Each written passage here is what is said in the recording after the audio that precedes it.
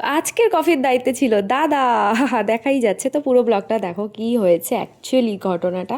বৌদি প্রথমে আমাকে দুধটা বসিয়ে দিতে বলেছিল এমনি গরম করতে, আর আমাকে বলে দিয়েছিল যে এই পাত্রটাতে করেই দুধটা গরম করতে। এটা অ্যাকচুয়ালি একটা ননস্টিকের কড়াই, পুরোটা ভালো করে এখানে আমি দেখাতে পারিনি তোমাদের।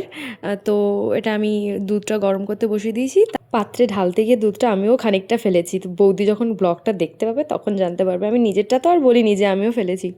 আবার ভালো করে মুছে টুছে পরিষ্কার করে দিই যাতে না বুঝতে পারে। একটা সরু জায়গা না করলে হয়। বৌদির ইনস্ট্রাকশন আমি কখনো অমান্য করি না।